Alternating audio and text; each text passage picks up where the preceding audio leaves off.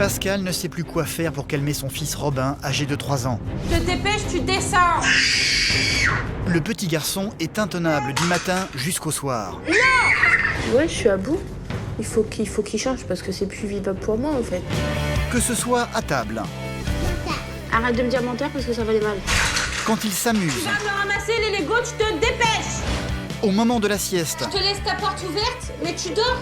ou en faisant les courses, Robin ne s'arrête jamais de hurler et de faire des crises. Rien ne semble pouvoir le calmer. Une situation devenue insupportable pour Pascal qui craque régulièrement quand elle se retrouve avec Vincent, son compagnon. Quand je suis toute seule, non, Vincent il sait pas au quotidien ce que je vis en fait. Mais ce qui blesse profondément Pascal, c'est que le petit garçon n'a ce comportement qu'avec elle. Quand il est seul avec son père ou avec n'importe quel autre membre de sa famille, Robin redevient calme et sage comme une image. Bon, il est sage, il est calme, il est gentil, il me fait des câlins. La dernière fois, il m'a dit « Mamie, je t'aime ». Alors t'as qu'à voir. Comment faire pour que Pascal prenne enfin le dessus sur son fils? Là est toute la question. Aujourd'hui, en fait, je n'ai pas d'autorité sur Robin. Sur mon fils de 3 ans, en fait, où il me fait vivre l'enfer à longueur de journée. Et que j'ai besoin d'aide, en fait. Ouais. Pascal a eu Robin à 18 ans, même pour moi, elle n'était pas mûre. Elle n'était pas prête à avoir un enfant maintenant. Il aurait fallu qu'elle grandisse un peu. Pascal, elle est sur le point de craquer, parce que elle est à bout, en fait, à fleur de peau. Assez émotive et puis c'est vrai que pour moi en fait c'est pas facile de voir ça quoi quand je rentre du travail, de la voir comme ça en larmes et tout. Aujourd'hui, Pascal n'a plus le choix. Elle a besoin de se faire aider, car Robin devient très très méchant, très agressif, et la petite sœur suit le même chemin. Donc c'est vraiment urgent. Du côté du Havre, Lucas, lui, n'est pas tout à fait un petit garçon comme les autres. À 6 ans, il vient à peine d'être diagnostiqué autiste de haut niveau, il est très fragile émotionnellement parlant et déteste qu'on lui change ses habitudes. Va-t'en, t'es méchant! Ah bon? Pourquoi je suis méchante? Parce que je t'embête pas, t'es pas belle! Pourtant, ses parents ont prévu de l'emmener dans un voyage bientôt, un voyage extraordinaire. La petite famille doit partir en Laponie pour aller rencontrer le Père Noël. Pour qu'il avance, pour qu'il comprenne qu'il peut aller au-delà de ses angoisses, de ses stéréotypes, il faut lui bousculer tous ses repères. Cela risque d'être un bouleversement complet pour le petit garçon qui n'a jamais quitté son univers dans lequel il a tous ses repères. Ouais, ce qu'on sait pas, c'est que s'il fait une crise ou un truc comme ça, alors qu'on a tous les bagages, on a tout, Parce que là, ça peut arriver. il n'y a rien en plus autour, donc en pleine nature. Ses parents passent donc leur journée à le préparer en lui expliquant inlassablement le voyage à venir pour qu'il soit le moins perturbé possible. Et là, on va être tout contre le dossier, ça va faire peut-être un tout petit peu peur. Le moment, elle sera à côté de toi, de toute façon. Mais quelle sera sa réaction une fois sur place par moins 15 degrés dans un pays où le jour ne se lève jamais vraiment à 200 km au-dessus du cercle polaire? Le petit garçon va se retrouver dans un environnement totalement inconnu et ne va pas forcément bien réagir, loin de tout ce qui le rassure habituellement. Avec Mathéo? Non, on t'a dit non, c'est bon. Nous emmenons Lucas, notre fils qui a 6 ans, en Laponie, à la rencontre du Père Noël. Notre fils, Lucas, est autiste et tout changement pour lui est déstabilisateur. C'est un véritable challenge. Lucas a besoin de repères, mais ça va paraître paradoxal, il faut les bousculer ces repères. Pour qu'il avance, pour qu'il comprenne qu'il peut aller au-delà de ses angoisses, de ses stéréotypes, il faut lui bousculer tous ces repères. Les seules appréhensions, c'est les petites crises qu'il pourrait avoir à l'extérieur, par exemple, qui seraient difficilement contrôlables, parce que quand il fait une petite crise, on a l'habitude de changer de sujet, de changer d'activité, pour justement le recadrer sur quelque chose d'autre. Sauf que là, si on fait quelque chose, une activité, pendant 1 heure ou 2 heures, et qu'il y a une crise qui apparaît, on pourra difficilement changer d'activité. Rien que de prendre l'avion, pour lui, quelque chose de nouveau peut le perturber. Ne pas pouvoir anticiper ce qui va lui arriver va le gêner énormément.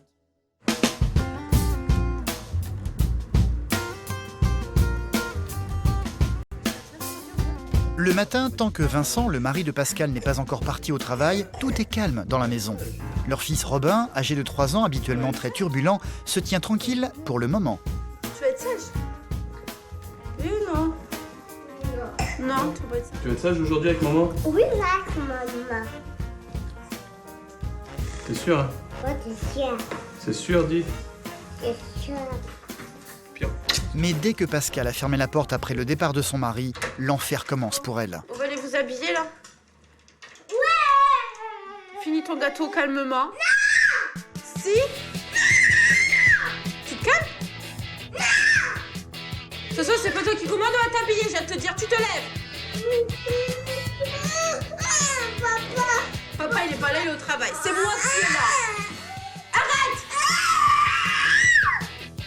Depuis qu'il a 6 mois, Robin a pris l'habitude de hurler et de frapper sa mère dès que celle-ci tente de lui imposer quelque chose. Impossible de le calmer, quand Robin se retrouve seul avec sa maman, il devient incontrôlable. J'ai besoin de souffler, là, ça commence bien dès le matin, donc à mon avis, j'en ai pour la journée. J'en ai pour la journée, malheureusement pour moi. Robin ne semble jamais à court d'énergie ni à court d'idées pour énerver sa mère. Sa spécialité, répandre méthodiquement ses jouets dans la salle à manger. Non, fais-le pas exprès. Et bah tu ramasse, mets-toi. Viens me chercher ça tout de suite, Robin. Du haut de ses 3 ans, le petit garçon ne s'arrête jamais. Ne saute pas dans le fauteuil. Arrête. Tu tapes. Non, hein, sinon tu vas voir. Il m'écoute pas, il m'obéit pas, il me tape.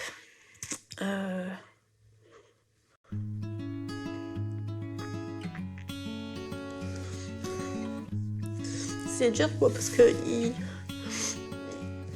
j'ai aucune autorité sur lui en fait. Je peux lui dire non, bah il veut le faire quand même quoi. J'ai vraiment pas du tout d'autorité sur Robin. C'est dur. Une situation qui est devenue invivable pour Pascal. Robin a en plus depuis quelque temps pris l'habitude de lui répondre et pas de manière gentille. Arrête, tu vas te faire mal avec la table. Non, m'en fous. Quoi? M'en fous. Non, tu t'en fous pas, non mais dis donc. M'en fous. Non. Ma caisse. Je t'agace? Tu te fous de moi là? Oui. Face à l'agressivité de son fils, Pascal se sent totalement démuni et craque très souvent devant lui durant la journée, une chose que le petit garçon a du mal à comprendre. Tu m'écoutes pas. Maman, Plusieurs fois, je t'ai dit de pas sauter dans le fauteuil. Et toi, tu fais quoi? Tu continues. Je te mets au coin, tu te fous de moi. Tu crois que c'est bien? Alors pourquoi tu le fais?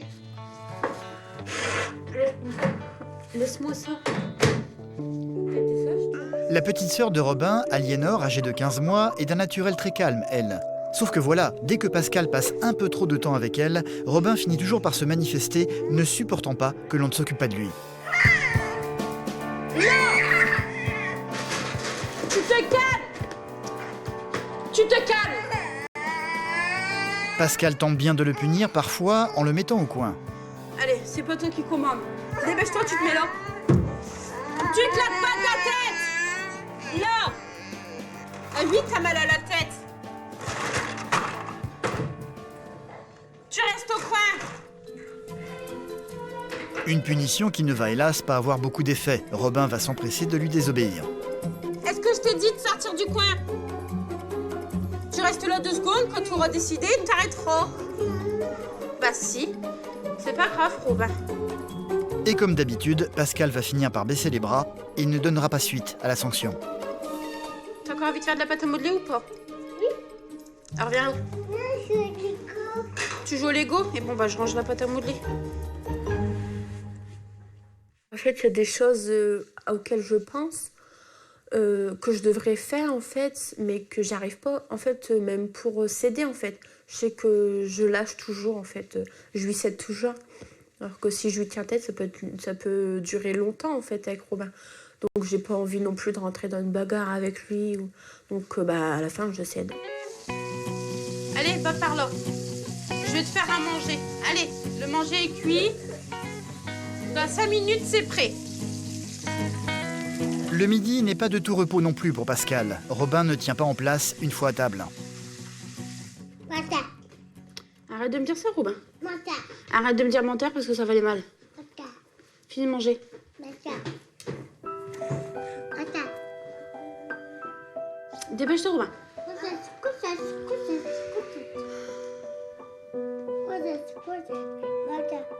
Arrête. Arrête, s'il te plaît. Allez. Allez, non, il n'y a pas de tout à l'heure, tu vas te coucher. Pour le calmer, elle va tenter de l'amener à faire la sieste. Aïe, attention à toi.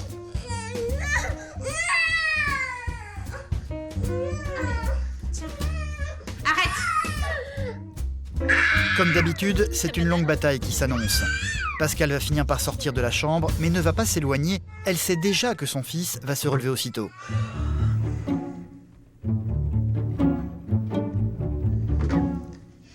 Va dans ton lit. Écoute-moi. Regarde-moi. Je te laisse ta porte ouverte, mais tu dors. D'accord? La porte ouverte n'y fera rien, Robin refuse de rester dans son lit. Non. Non. Ça marche pas comme ça. Hé!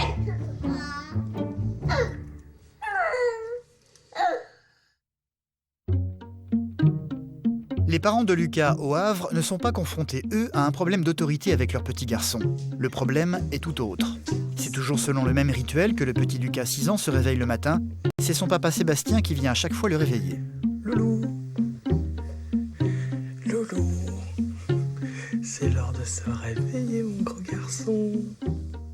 Il y a 9 mois maintenant, Lucas a été diagnostiqué autiste de haut niveau, ce qui veut dire qu'il peut parler et qu'il saura lire et écrire plus tard. Il est malgré tout un petit garçon très fragile émotionnellement parlant, qui nécessite une attention de tous les instants. Au moment où on a eu le diagnostic, on a été...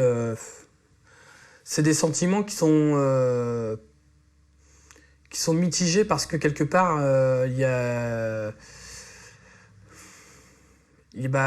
on apprend finalement que c'est pour la vie. Lucas a une perception du monde qui n'est pas tout à fait la même qu'un enfant ordinaire. Un rien peut le déstabiliser comme un changement dans ses habitudes. Après avoir quitté sa chambre, il a coutume, comme tous les matins, de retrouver sa maman, Nathalie, dans le salon. À 6 ans, Lucas prend encore son petit déjeuner au biberon. Ses habitudes vont pourtant être bouleversées dans quelques jours, car ses parents ont prévu de l'emmener voir le Père Noël. Combien de dodo, Lucas, pour partir en Laponie maintenant? 4 dodo. 4 dodo? Ouais. T'es sûr? 4 dodo. On aime Noël. Et on se disait, ce serait super génial d'emmener le petit en Laponie voir le Père Noël. Si on arrive à faire ça, ça va être un exploit, mais sur plein de choses. Pour Lucas et pour nous. Il reste plus que 2 jours d'école. Après, c'est les vacances. On espère aussi que ça va être, que ça peut être pas un élément déclencheur parce que lui, ça va être son premier voyage et nous, on n'en a pas fait beaucoup non plus, mais c'est quelque chose qu'on aimerait faire dans l'avenir, finalement, avec lui, lui montrer le monde, finalement. Car jusqu'à présent, Lucas a une vie extrêmement réglée pour ne pas le perturber. Tous les matins, Sébastien l'amène à l'école où Lucas va se retrouver dans une classe ordinaire de maternelle, accompagné de Géraldine, son auxiliaire de vie. Depuis qu'il est scolarisé, la façon de Lucas de s'exprimer a considérablement évolué. À 3 ans, il parlait presque pas. En fait, il parlait presque pas, il n'avait pas accès à la parole. Aujourd'hui, à presque 6 ans, il commence à faire des phrases qui sont un peu structurées. Ici, tous les enfants savent que Lucas va bientôt partir pour un voyage extraordinaire. Lucas, est-ce que tu sais où est-ce qu'il habite, le Père Noël, toi? À Laponie. En Laponie. Et c'est vrai que c'est au nord. Qui rencontre-t-on au pays du Père Noël? Mais qui d'autre encore? Les reines du Père Noël. Lucas ne partira pas les mains vides dans Laponie. Il a déjà préparé sa liste de cadeaux qu'il va remettre en main propre au Père Noël. Du Père Noël. Qu'est-ce que tu vas faire, Lucas? Tu vas prendre la liste? Et puis tu vas la porter à qui? À Père Noël. Personne va accompagner Lucas en Laponie? Personne? Que papa et maman. Que papa et maman. En classe, Lucas est très sociable, mais une fois dans la cour de récréation, il joue à l'écart des autres, ne sortant que très rarement de sa bulle.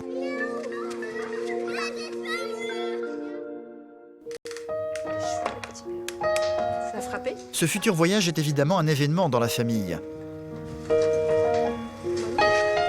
Lucas a un très grand frère, le fils de Nathalie, âgé de 22 ans, né d'une précédente union.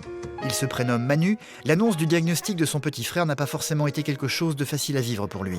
On l'a su il y a à peu près maintenant 6 mois, 1 an. Tout s'est expliqué, même si on savait déjà à peu près donc la maladie donc de Lucas. Maintenant, ça n'a rien changé, moi, de mon côté. J'ai toujours aimé mon frère comme il était.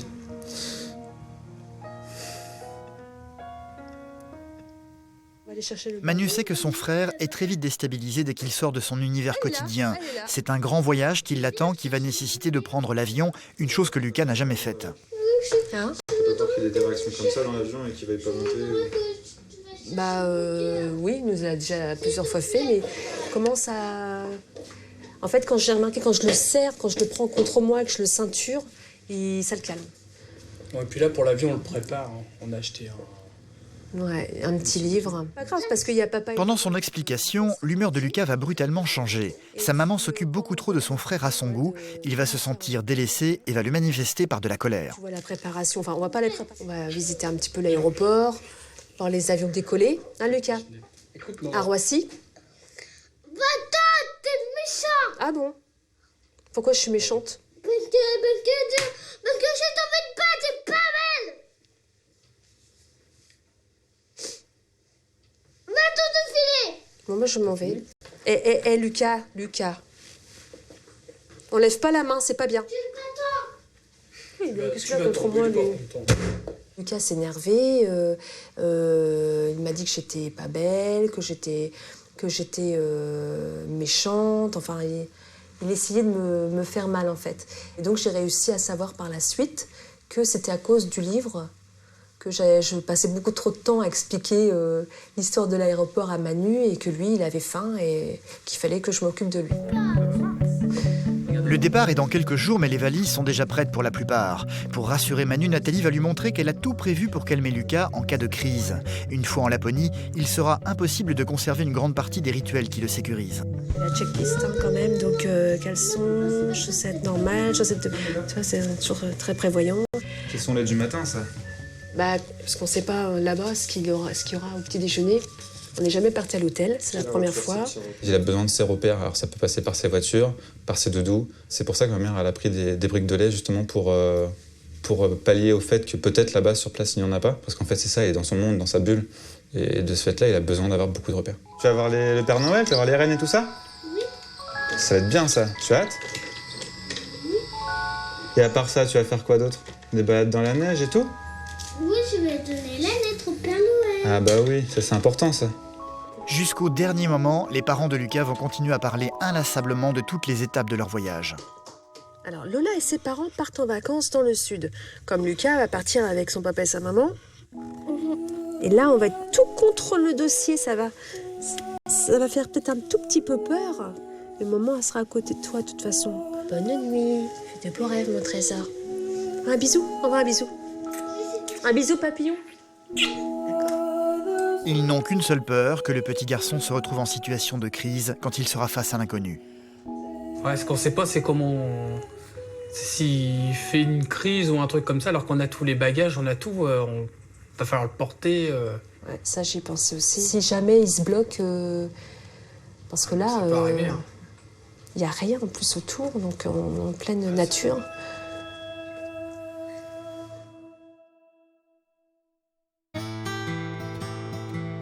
À Saint-Quentin, Pascal, cette jeune maman de 22 ans, ne parvient pas à avoir le dessus sur son fils Robin, âgé de 3 ans. Le petit garçon devient infernal dès que son père quitte la maison pour aller à son travail. Il crie en permanence, répond à sa mère et ne lui obéit jamais. Son père Vincent ne fait que passer le midi pour manger. Pascal a beau lui raconter les caprices et le côté infernal de leur fils pendant la journée, il n'est que très rarement témoin de ces crises. À côté de ça, c'est vrai qu'il peut être adorable, quoi. Je sais qu'il vient faire des câlins, enfin, à côté de ça, ouais, il est adorable.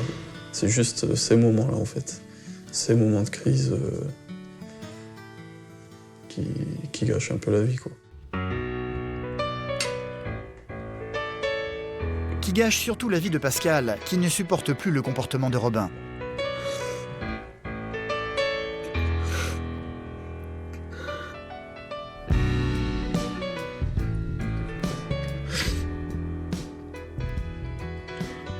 c'est bizarre qu'il est comme ça, avec moi. C'est ça que je comprends pas aussi. Avec moi, c'est pas avec personne d'autre, c'est avec moi.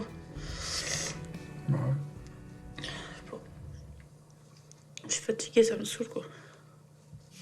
Ouais, je vais ça là, cet après-midi, tu peux les garder, non? Tant que je me pose depuis que j'allais chez Nadège. Tu vas chez Nadège? Ouais, boire un café. Bah ouais, d'accord, pas de soucis. Merci.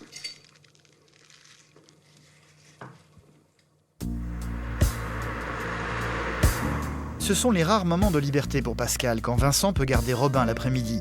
C'est chez sa meilleure amie Nadège qu'elle va toujours trouver refuge. Ouais. Ouais, ça va bien. Oh, il fait froid dehors. Et ouais, toujours ces crises comme d'hab. Arrête. Ouais. Nadège a également eu un fils du même âge que Robin avec lequel tout se passe bien. Une raison de plus de douter pour Pascal, sa façon de l'éduquer est-elle vraiment la bonne? Mais toi, comment tu fais quand tu te punis, Dylan? Ah, moi, déjà, Dylan, toi, tu l'as puni à l'âge de 2 ans, que moi, Dylan, ah non, Dylan, t'es déjà puni ou quoi? Moi, non, Dylan, il m'écoutait pas, il me répondait, ce que je disais tout à l'heure. Même des fois, il dit des gros mots à son frère, et il me fait ça sur son cul ou quoi. Moi, je pense que c'est ça, en fait, je crois que je l'ai puni trop vite, tu sais, trop tard. Trop tard, oui, mais tu l'as trop aussi gâté, hein. Il faut que tu dises, tu vois, il faut que tu sois ferme en disant non. Tu dois te dire non, Robin, mais il faut que tu sois ferme, en fait. Moi, si Dylan, il veut un truc, je lui dis non, c'est non.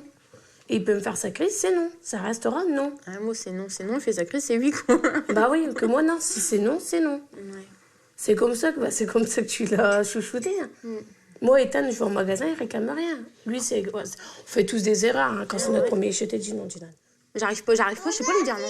Je lui dis non. Mais pas, je pense. C'est d'être envers lui, t'es pas assez autoritaire, peut-être. Je sais pas. C'est vrai que ça fait du bien de pleurer, tu vois. Mais ça sert à rien. Moi, ça me fait mal au cœur. Même tout à l'heure, j'ai failli pleurer parce que la voir comme ça, je l'ai connue déjà depuis le lycée. C'est une fille qui se bat pour tout. Et la voir comme ça, démoralisée par un enfant de 3 ans, elle croit qu'elle aura jamais le dessus, mais il faut qu'elle arrête de se morfondre sur elle parce que sinon, Robin, il va savoir que c'est lui qui prend le dessus comparé à sa mère, quoi. Pourtant, lorsque sa maman n'est pas là, Robin est un petit garçon adorable avec son papa. Non, moi je range pas, c'est toi qui ranges, c'est toi qui as tout renversé, c'est toi qui ranges. Allez, range les rouges, d'abord les rouges. On fait tous les rouges d'abord? Oui. Allez, on range tous les rouges, vas-y. Avec Vincent, Robin est toujours très obéissant. Allez, que les rouges. Que les rouges, que les rouges. Il est quelle couleur celui-là? Jaune. Bah ouais, donc on le met pas, on met que les rouges, on a dit. Allez, on met que les rouges.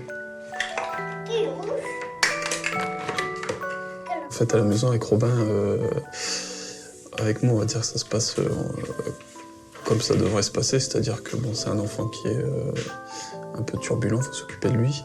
Ouais, je canalise quand même un peu, quoi. T'as été sage? Quand sa maman est de retour, le petit garçon est toujours heureux de la revoir. T'as été sage avec moi? Oui, t'es sage. Ça vaut. Eh ben, c'est bien, dis donc. Ah ouais, sur quelle couleur, ceux-là? Maman, t'as manqué? Oui, maman, ok. Toi aussi, tu m'as manqué, mon bébé.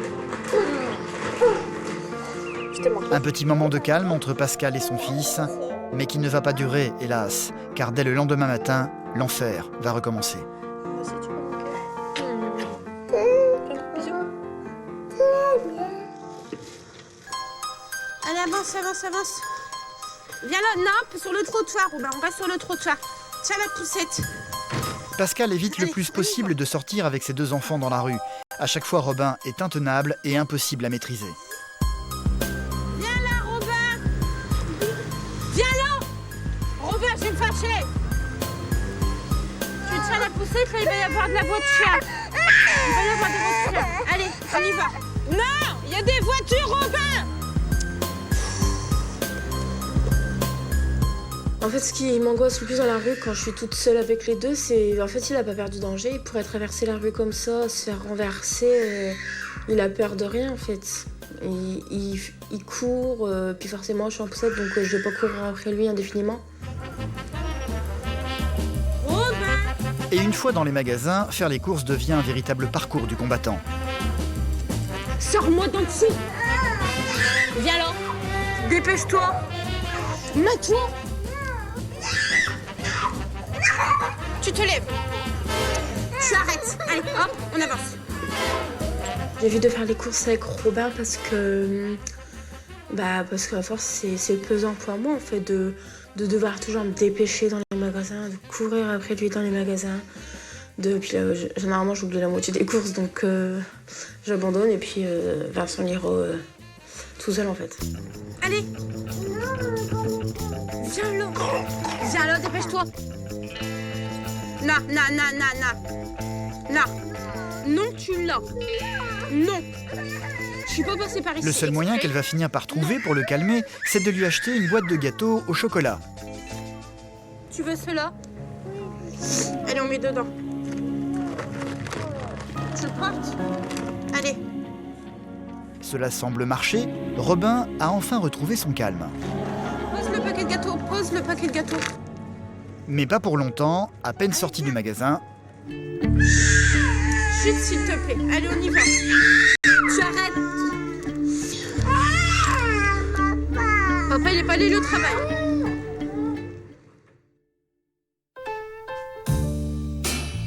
Au Havre, Sébastien et Nathalie sont parents d'un petit garçon âgé de 6 ans qui a été diagnostiqué autiste de haut niveau.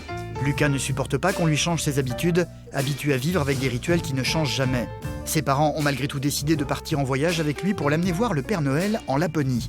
Cela fait des mois qu'il prépare le petit garçon à cette grande aventure, se demandant avec inquiétude s'il acceptera facilement de quitter son univers et de changer brutalement ses habitudes. Le jour du départ est enfin arrivé. La petite famille a quitté Le Havre ce matin. L'avion ne décolle que demain matin, mais il tenait absolument à arriver la veille à Paris pour préparer Lucas au voyage.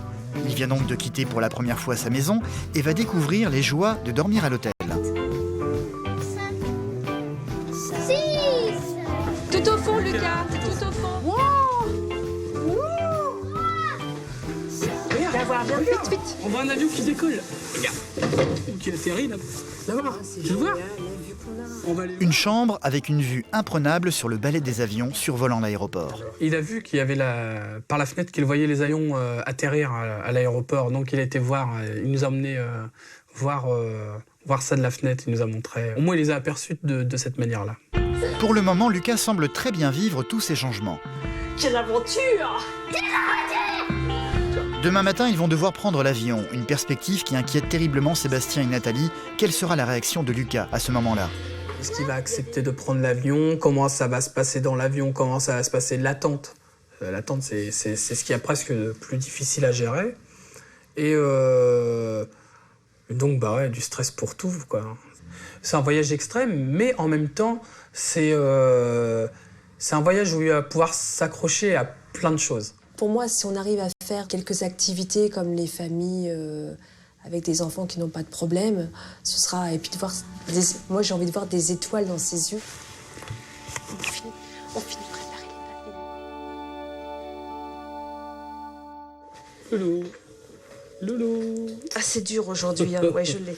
On va prendre l'avion. Le jour du départ est arrivé. Durant la nuit, Lucas, finalement pas si rassuré que ça, est venu rejoindre ses parents dans leur lit pour dormir avec eux. À 6h30, on doit être à l'aéroport, comme hier, tu te souviens? Regarde, 6h30, regarde ma montre. 6h30, c'est quand les 2 aiguilles, elles seront sur le 6. Pourquoi? Alors il faut qu'on se dépêche. Parce que l'avion, après, il va décoller. Alors là, on se dépêche. Tu viens avec moi? Là, on se dépêche.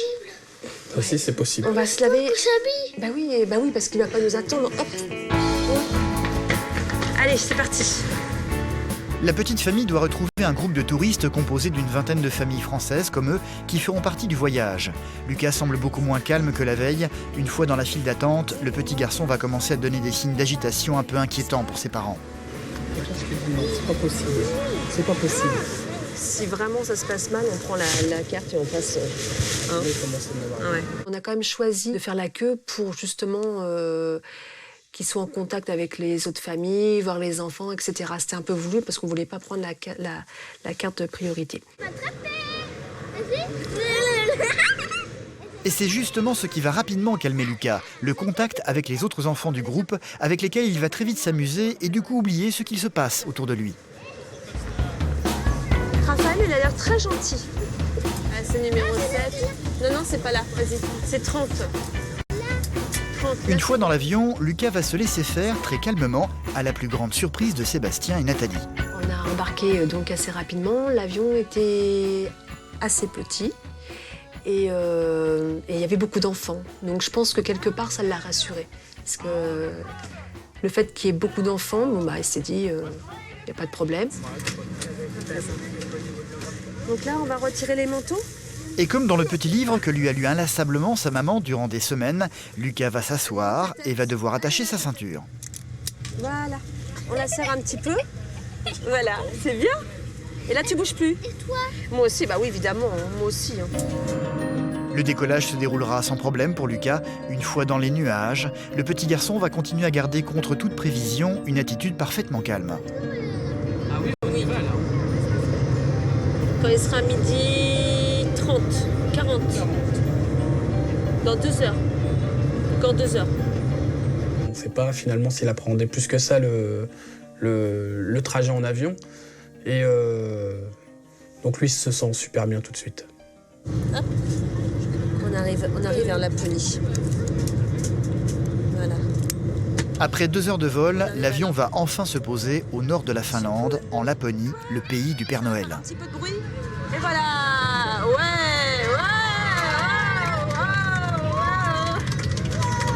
Celui-ci habiterait dans les environs de la ville de Kittilä, 200 km au-dessus du cercle polaire. Waouh, il neige. Lucas, il neige. Ah, c'est génial. Viens, attention viens. en descendant. Viens. Ah oui, c'est la neige. Ah ouais, alors attends. Attends, viens. La neige est effectivement au rendez-vous, mais aussi un comité d'accueil dans l'aéroport qui va leur souhaiter la bienvenue en musique. Un accueil qui ne va pas forcément rassurer Lucas, qui d'un seul coup semble prendre conscience qu'il est très loin de chez lui. Le petit garçon va brutalement avoir une montée de panique quand sa maman va lui annoncer qu'ils vont devoir prendre un car pour aller dormir dans un nouvel hôtel qu'il ne connaît pas. On va prendre le car.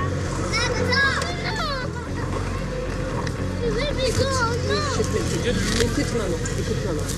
On va être obligé de prendre le car pas longtemps avec les autres enfants pour aller à l'hôtel. C'est un autre hôtel. Parce que. Où est-ce qu'on va aller alors? On va à l'hôtel. Regarde la question, il me dit, regarde, on va à l'hôtel et après, Lucas, arrête. T'es méchant! Je sais, je suis méchant. Je sais, je suis méchant. T'es méchant! Oui, et le Père Noël, il t'entend aussi. Tu tapes pas. Sortie de l'aéroport, ça a été très très difficile parce que il voulait plus monter dans le car. Pour lui, alors il devait s'imaginer que on arriverait directement dans la maison du Père Noël. Parce que je lui explique qu'on irait dans l'hôtel, mais lui, l'hôtel, comme il avait associé l'hôtel à Paris, donc là, pour lui, quand je lui ai parlé d'hôtel, d'aller à l'hôtel en car, je pense qu'il a associé, il pensait qu'il retournerait à Paris. Viens là. Il y a des voitures là, regarde, il y a plein de voitures là. Allez, on y va. À Saint-Quentin, Robin est un petit garçon très turbulent, particulièrement indiscipliné, qui transforme tous les jours la vie de sa maman Pascale en cauchemar. Il est intenable, crie en permanence et ne lui obéit jamais. Ce comportement, il ne l'a qu'avec elle. Avec son père, comme avec n'importe quel autre membre de la famille, il redevient calme et sage comme une image. Ce qui désespère sa maman, qui ne comprend toujours pas pourquoi avec elle, ça ne se passe pas bien. Non, tu n'auras pas le gâteau. Il fallait déjeuner ce matin, je t'avais dit. Est-ce que tu veux déjeuner? Tu m'as dit non. Le petit garçon a le don pour pousser Pascal à bout. Quand elle n'en peut vraiment plus et que Vincent ne peut pas venir l'aider, elle a pris l'habitude désormais d'appeler Sandrine, la cousine de Vincent. Celle-ci va finir par faire son apparition pour le plus grand soulagement de Pascal. Et Robin, qu'est-ce que t'as encore fait comme bêtise ce matin? Tu racontes à tata? Écoute, moi je... Sandrine connaît bien la situation maintenant. Avec elle, Robin cesse instantanément d'être insupportable. T'as pas encore été gentil avec maman? Tu me dis ce que tu as fait? Qu'est-ce que tu as fait? T'as encore fait pleurer maman? Tu fait pleurer? Maman, pourquoi t'arrêtes pas? Oh non, allez. Allez, chut, sois forte. Pas que tu pleures devant lui, en plus c'est un jeu pour lui. Et moi, quand je la vois, mais je me dis, j'aimerais pas être à sa place, malgré qu'il a des bonnes intentions. Malgré qu'elle est gentille avec lui, malgré que de temps en temps il est gentil avec elle. Mais ça devient un point elle est débordée, elle est dépassée par tout. T'as déjà pensé à faire appel à quelqu'un ? Non. À une personne spécialiste d'enfants qui pourrait peut-être t'aider C'est ce qui pose problème à Vincent, c'est qu'il veut pas que quelqu'un d'extérieur, en fait, intervienne auprès de Robin directement. Parce que c'est sa fierté. Le problème ne vient peut-être pas que de Robin. Il vient peut-être de vous trois. Pas simplement de toi, parce que attention, Vincent est ton jeu aussi. Je suis pas toute seule. Voilà, t'es pas toute seule. Je suis pas toute seule donc, dans l'éducation. Je pense que vous avez un gros travail à faire sur vous. Avoir quelqu'un qui vous entoure. Et moi, personnellement, je t'encourage vivement de le faire. La proposition de consulter une conseillère en éducation n'a pas laissé indifférente Pascal. Encore faut-il convaincre Vincent, le papa de Robin. Donc je voulais savoir si tu voulais bien en fait qu'on y aille en fait. Qu'on aille voir quelqu'un pour ça en fait. Ouais, moi je veux bien, mais après ce que je veux pas c'est que tu vois qu'il intervienne en fait, qu'il intervienne ici. Directement auprès de Robin en fait. Ouais, qu'il intervienne directement auprès de Robin. Je préfère qu'on sache comment faire en fait. Juste quelqu'un qui nous explique comment faire, que quelqu'un qui vienne puis qui nous montre. Hey, ça va ? Quand il m'a dit oui pour le coach, en fait, j'étais contente en fait. J'étais vachement contente, c'est parce que je me suis dit qu'il pensait pas forcément qu'à lui. Parce que c'est vrai qu'au départ, j'étais partie sur ça, qu'il allait penser qu'à lui, que finalement lui il y arrive, donc ça sera non. Mais en fait, au final, il a complètement changé et puis il m'a surprise en fait. Pascal a finalement trouvé une coach parentale, ne se déplaçant pas à domicile selon la volonté de Vincent. Elle exerce à Paris et c'est aujourd'hui qu'ils vont la rencontrer. Les enfants seront laissés à la garde de leur grand-mère, Jocelyne. Dis bonjour mamie, un bisou. Bonjour mamie. La maman de Pascal n'a aucun souci avec Robin quand elle le garde. Elle ne comprend donc pas du tout cette histoire de coach parental. Ouais, le coach, alors ça va, il va faire quoi exactement? Il va parler avec vous, tout ça? Ouais, c'est pour parler, pour savoir en fait comment gérer Robin, comment moi gérer Robin en fait, pour qu'il arrête d'être comme ça avec moi en fait, qu'il me tape et tout ça. Moi, il est sage, il est calme, il est gentil, il fait des câlins. La dernière fois, il m'a dit, mamie, je t'aime. Alors t'as qu'à voir. Ouais, oui, c'est sûr, mais j'y vais là pour. Faudrait que t'aies plus confiance en toi déjà. Ouais, moins stressé, moins. Ça serait des jolis. Moi, je suis pas spécialement pour les coachs étrangers à la famille, moi. Mais pourquoi, je ne sais pas. Je ne sais pas dans quelle direction. Le coach, on ne sait pas dans quelle direction il va la conseiller. C'est ça.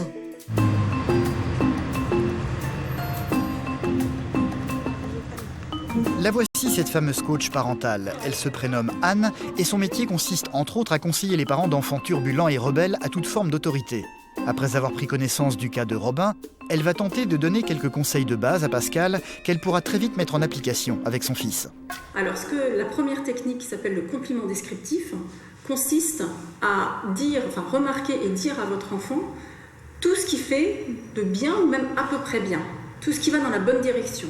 Alors, imaginons qu'on est demain matin et que votre fils se lève. Qu'est-ce que vous pourrez lui trouver à lui dire de positif ? Le premier truc, c'est lui demander s'il était sage avec mamie, en fait. Alors ça, c'est une question. Moi, ce que je veux, c'est que vous disiez, que vous lui disiez quelque chose de positif que vous avez constaté.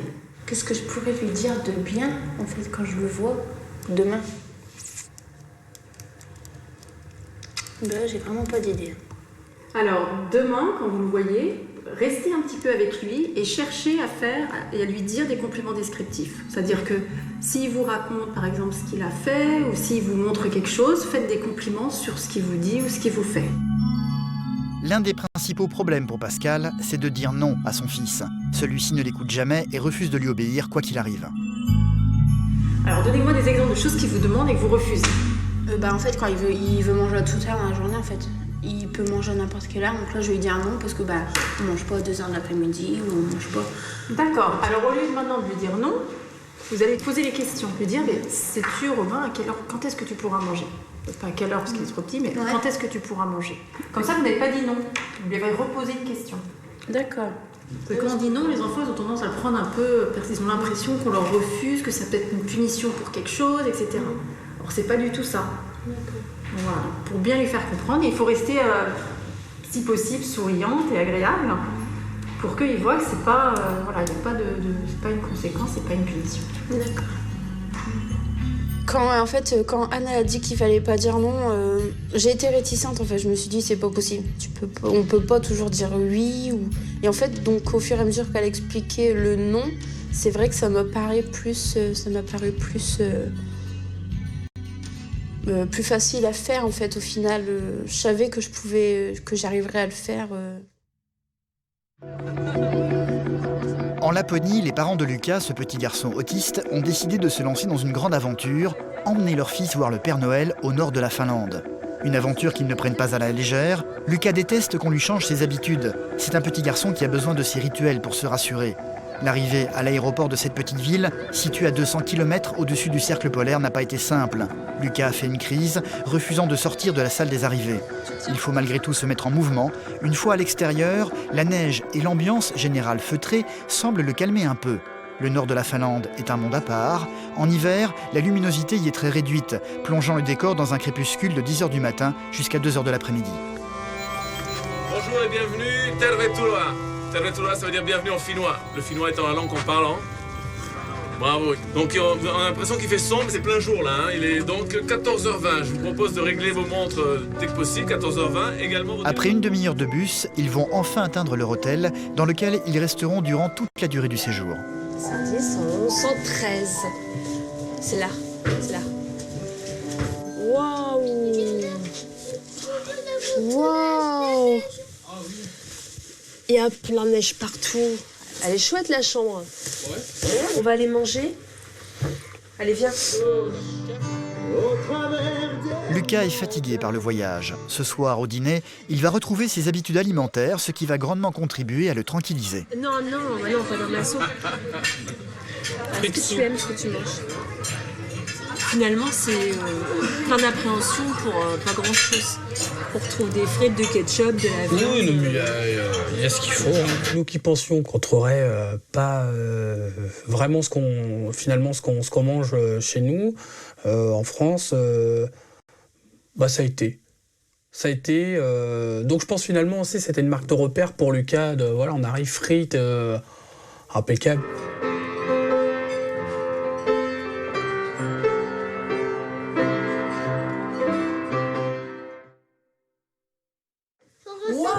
Bah oui, t'as vu? Ah, elles sont belles. Moi, j'ai la bleue. Nous sommes le lendemain matin. Aujourd'hui, ils vont devoir se préparer à rencontrer le Père Noël. Et cela va commencer par la tenue. Dehors, il fait moins 15. Il y a donc intérêt à s'habiller chaudement. On a le mieux compris que l'autre. Le voyage vers le Père Noël sera pour demain. Tout le groupe de touristes va devoir monter dans de grands traîneaux tirés par des motoneiges. Une chose que Sébastien et Nathalie vont prendre le temps d'expliquer à Lucas. Sauf que pour le moment, le petit garçon semble très effrayé par tout ça et n'a pas du tout envie de s'y intéresser. Oui, on y va, mais on veut te montrer quelque chose avant. Viens voir. Loulou, regarde là le traîneau. Écoute, maman, écoute. Ouais, ça va être dur de faire deux fois. C'est le traîneau pour aller voir le Père Noël. Il y a un monsieur qui va piloter la moto et tous les enfants, ils vont être derrière, dans le traîneau. De toute façon, tu n'auras pas le choix parce que sinon, si tu montes pas dedans, tu pourras pas aller voir le Père Noël. Donc pour aller voir le Père Noël, on est obligé de monter. Les enfants, ils sont obligés de monter dans le traîneau qui est là. Comme on savait que derrière, il y aurait un safari motoneige à la recherche du Père Noël, on voulait qu'ils s'habituent en fait au bruit, à l'ambiance du motoneige sur la glace, etc. C'est un peu plus tard que Lucas va pour la première fois voir des motoneiges en mouvement, ce qui ne va en rien calmer ses inquiétudes. Est-ce que tu veux y aller après? Non, je m'en doutais.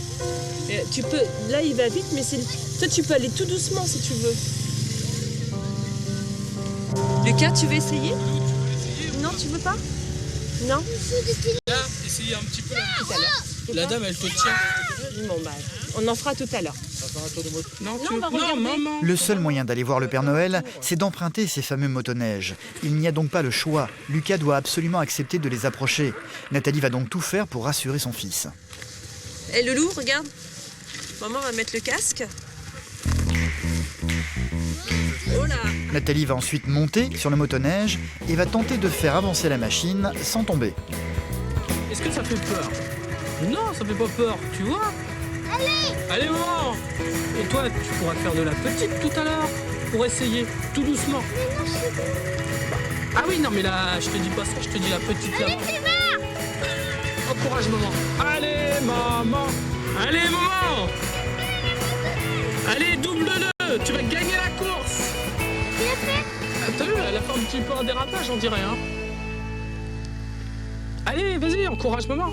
Loulou! Encourage maman! Allez, maman!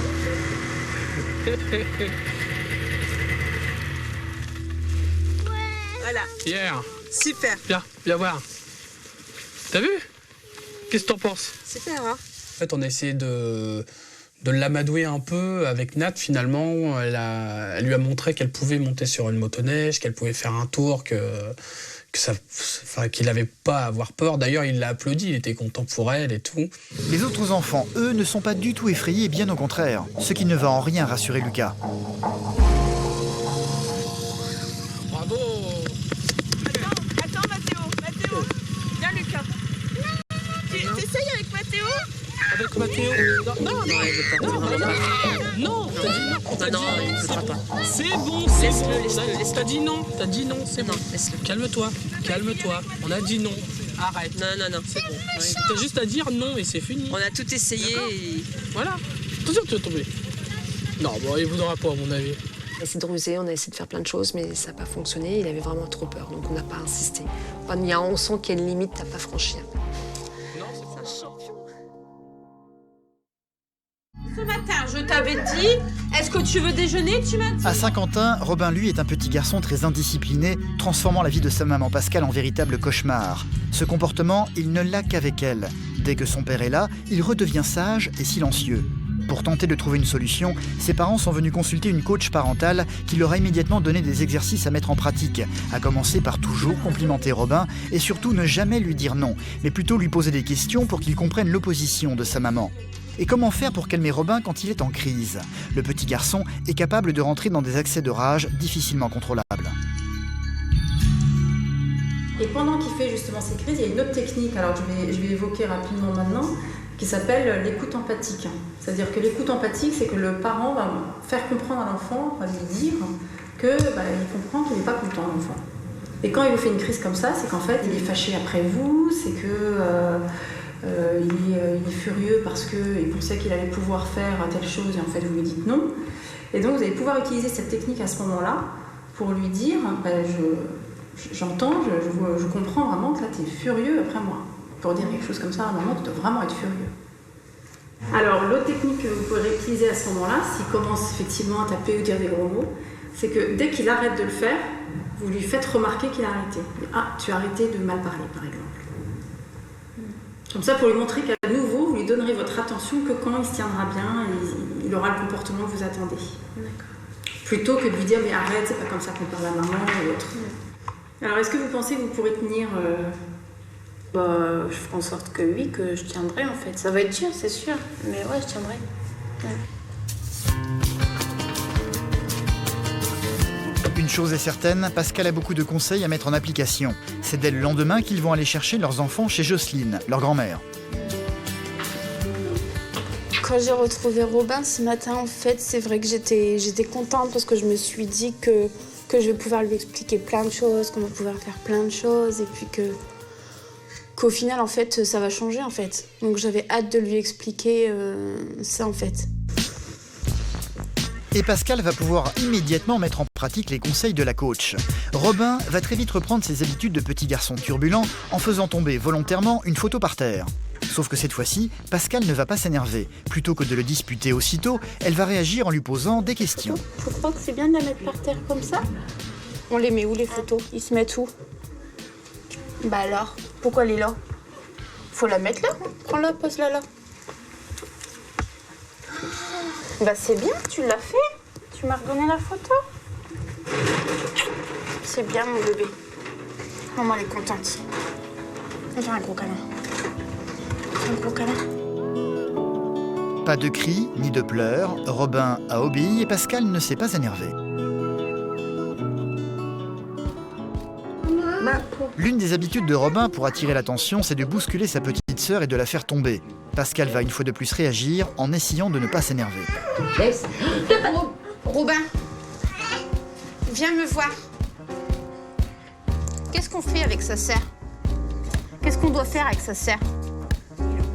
Hein? Tu crois que t'as le droit de taper ta sœur, toi? T'as pas le droit de taper ta sœur. T'es un gentil petit garçon. Va faire un bisou à ta sœur. Allez, vas-y, fais un bisou à ta sœur. C'est bien, à un moment, elle est contente. Eh ben, c'est très bien, Robin. Pour le moment, les choses semblent plutôt bien se passer avec Robin. Le fils de Pascal n'a jamais été aussi calme en sa présence. Nadège, la meilleure amie de Pascal, est venue leur rendre visite pour juger par elle-même des résultats. Tiens, il est chaud. En fait, il faut que je valorise en fait les moments où il fait que bien en fait au final. Et c'est vrai que depuis ce matin, ça marche assez bien en fait. De quoi? Pas comme ça, tu veux pas quoi? Pas comme ça quoi? Ça marche bien, mais ça n'est pas encore l'idéal. Robin continue malgré tout à avoir recours à ses anciennes habitudes. Quand on ne s'intéresse plus à lui, il a tendance à se manifester en tapant. Alors, je vais t'expliquer. Non, petit père. Ça marche pas comme ça avec moi. Non, je rigole pas là. Et bah, c'est Robin ne va plus au coin désormais. Quand il devient trop pénible, Pascal enferme son fils dans sa chambre jusqu'à ce qu'il soit calmé, loin de son regard. Tu restes là, tu vas te calmer là. Quand tu seras calmé, tu reviendras. Je te calcule plus. Au revoir. Et ne reviens pas, Robin. Évidemment, Pascal n'a qu'une envie, c'est de céder. Difficile pour elle de laisser seul son fils comme ça. On y va ressortir.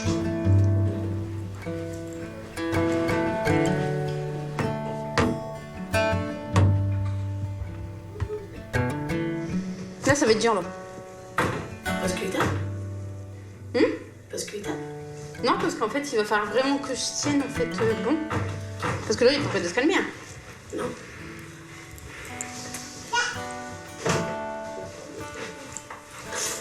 Écoute-moi. Là, je suis contente. Tu as arrêté de pleurer. Tu as arrêté de hurler. Là, maman, elle est contente de toi. D'accord? Maintenant, il faut que je t'explique quelque chose. Tu veux que je t'explique quelque chose? Oui. Alors, je vais t'expliquer. À partir de maintenant, si tu fais une crise, mais c'est pas grave. Je sais que tu fais une crise, je sais que t'es en colère après maman. Mais c'est tout. Tu feras ta crise. Quand tu seras calmé, on pourra refaire ce qu'on faisait. Là, c'est bien, tu joues très calmement, là. D'accord? Écoute-moi. Tu joues calmement, maman, elle est contente, là, d'accord? Il y a encore du boulot vis-à-vis de Robin, qui t'a pas encore, mais bon, par la suite, elle va y arriver, quoi. Bon, il y a toujours quand même encore du boulot, mais bon, pour l'instant, elle a déjà une bonne partie dans sa poche. Une chose est certaine, quand Vincent rentre chez lui, il retrouve désormais une petite famille beaucoup plus détendue que d'ordinaire.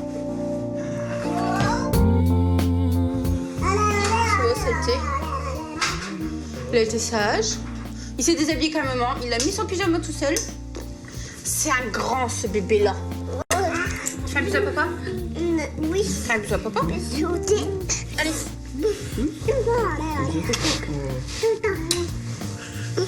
Hop là.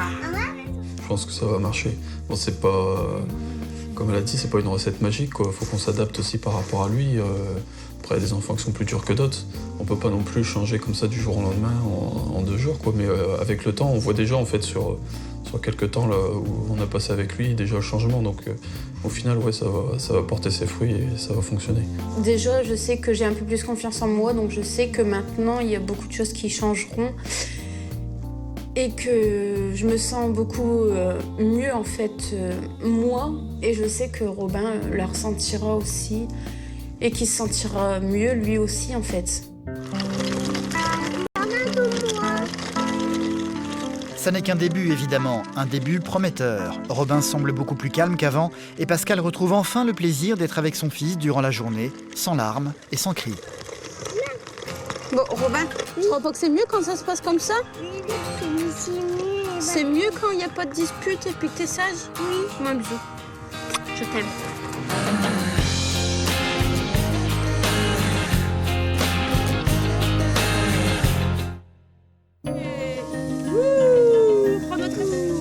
nord de la Finlande, en Laponie, Lucas s'apprête à rencontrer le Père Noël. C'est un petit garçon autiste de haut niveau qui déteste qu'on lui change ses habitudes. Se lancer dans un tel voyage est une entreprise risquée pour ses parents Nathalie et Sébastien. C'est aujourd'hui que le groupe de touristes doit partir à la rencontre du Père Noël. Ils vont devoir s'enfoncer de plusieurs kilomètres dans la forêt enneigée pour cela, dans des traîneaux tirés par des motoneiges. Hier, Lucas était terrorisé par eux. Acceptera-t-il aujourd'hui de les approcher? Tu vas monter sur le traîneau, bien? Ça fait un petit peu de bruit? Le petit garçon va finalement se laisser faire et prendre place dans le grand traîneau. On va y mettre son casque. On va mettre ton casque, d'accord? Il avait vraiment envie de voir le Père Noël, ça c'est clair, il avait envie de voir le Père Noël. Mais je l'ai installé, en plus, c'est un petit garçon qui s'est poussé, et je l'ai installé près du petit garçon, et là, panique. Ça va doucement, ça va aller doucement. Tu veux que papa... Lucas n'a pas du tout envie de quitter ses parents pour se retrouver dans un engin qui le terrifie, entouré d'enfants qu'il connaît à peine. La motoneige. Hein? Tu veux que papa vienne avec toi? Oui. Alors, si papa il vient dans le traîneau, tu vas dire oui, d'accord? Papa il est parti chercher les casques. Finalement, Sébastien a eu l'autorisation de rester près de Lucas pour le voyage. Une chose qui va immédiatement rassurer son fils.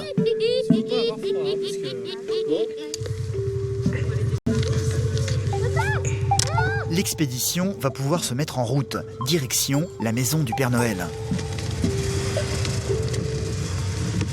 Olé.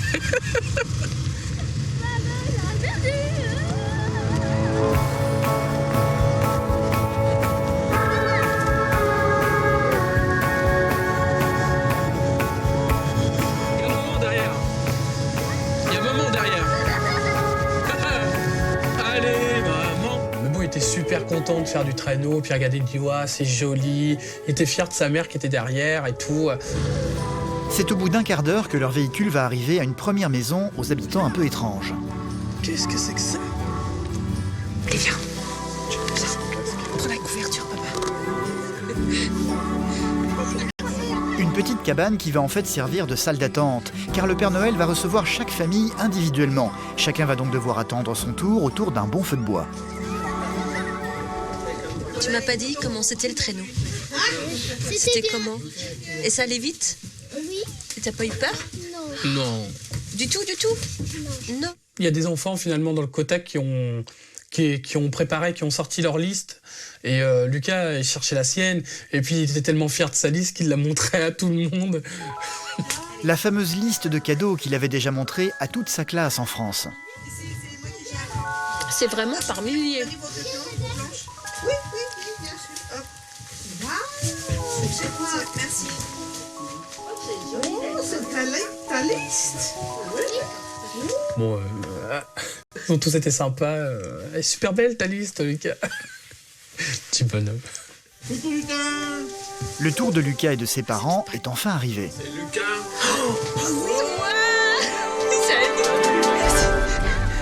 Bonjour Tonton. Vite. Cours derrière.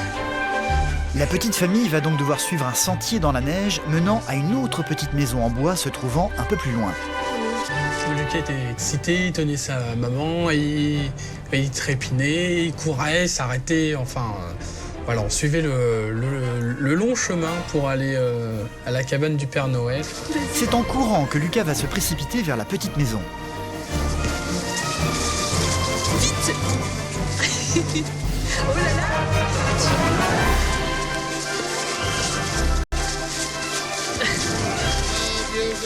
Père Noël. Lucas. On les sent pas. Bonjour, Lucas. Monsieur Père Noël. Bonjour, madame. Bonjour Père Noël. Ce qui était fabuleux, c'est que quand on est arrivé, alors Lucas s'est arrêté et le Père Noël nous attendait sous son perron là, et il a appelé Lucas par son prénom, comme quoi le Père Noël connaît bien chaque enfant. Et alors Lucas, je pense qu'il avait un petit peu peur, mais en même temps était très excité de donner sa liste au Père Noël. Hey, Lucas. Bonjour, Père Noël. Bonjour. C'est possible. Tu chantais pour moi une chanson. Tu peux chanter Petit Papa Noël? Vas-y. Ok. Regarde, il va être très content. Oui. Noël.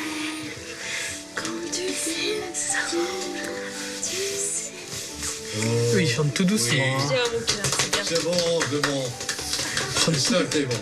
Je suis content. Est-ce que tu as quelque chose à te dire? Peut-être. Oui, la Super Noël. C'est Oui. quelque chose de ma poche. Ah oui. Attention.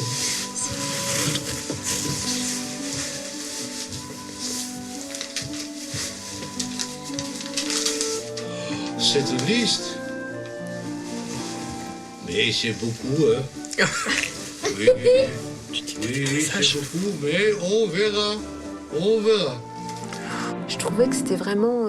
il y avait de la magie, je peux pas l'expliquer, il y avait quelque chose. Il y avait de la magie, il y avait... Et de voir mon petit bonhomme parler au Père Noël, chanter une petite chanson et lui donner sa lettre, lui faire un bisou. Et...